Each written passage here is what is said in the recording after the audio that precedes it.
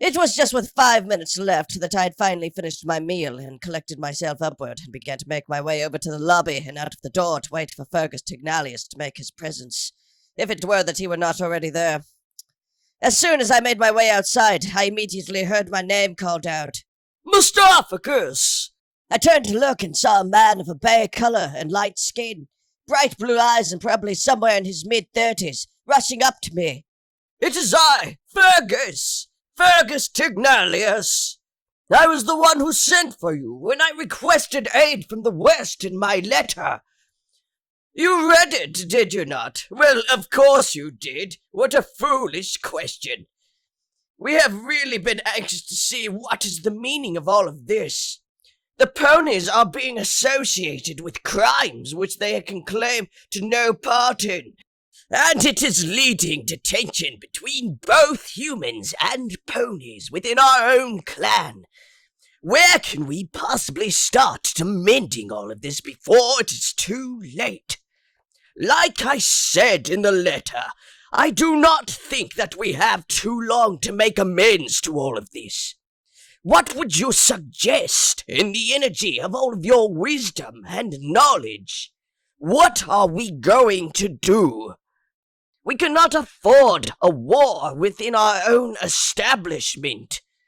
How would that look to our enemies, Mestophicus? Now was the perfect time to tell Fergus what was most likely the issue, I thought. He would find it quite interesting to know that there is something running about on the loose with decent capabilities in the art of shape-shifting, that was blending into the commonwealth and seducing them to become its victims. Fergus, I must know, most of these victims, were they found near the lake to some manner?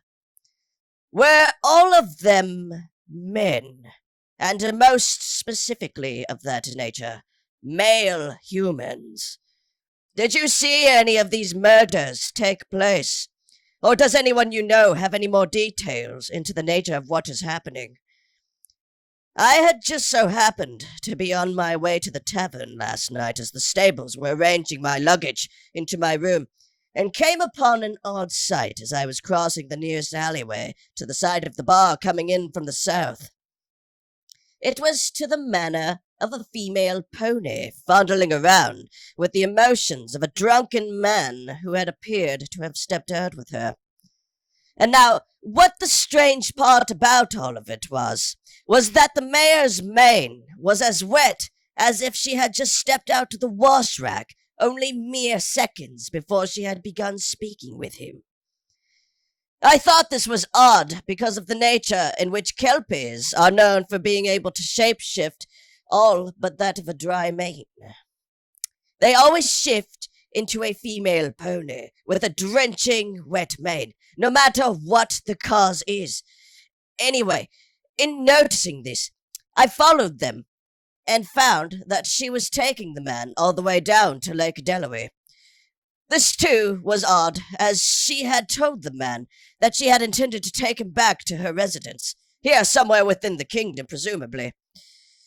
I did not know what to make of it. A kelpie there before my own eyes. I had never seen such an occurrence before.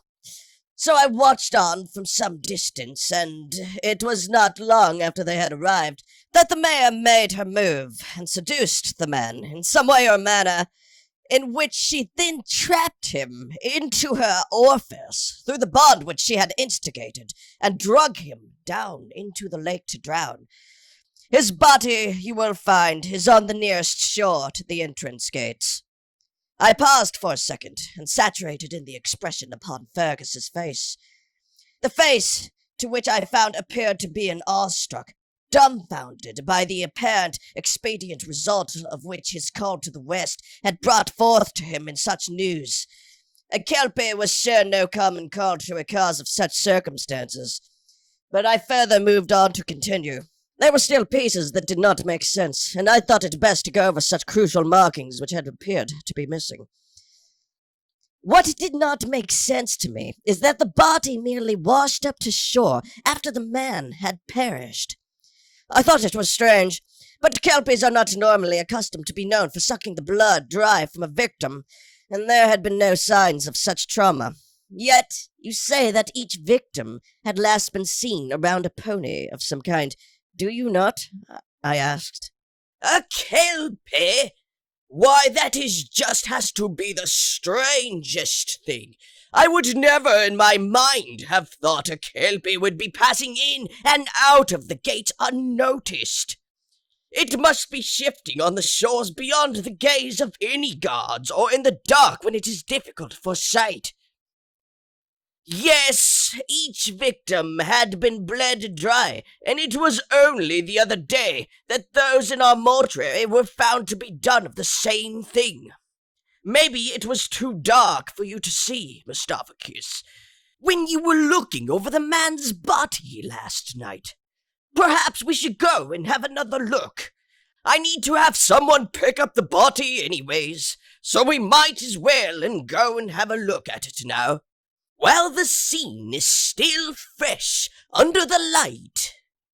I suppose another look couldn't hurt, but I am quite sure that we will find that the body is not bled dry, and that there's most likely more than one culprit out on the loose. We walked down to the gate and moved on through. However, when the spot of where the body had came into view, it was no longer there. "What?" I said under my breath. "What is this?" Finally growing into a tone which had been addressed to Fergus. "The body lie over there, just last night." And I began to the place of where it had once been.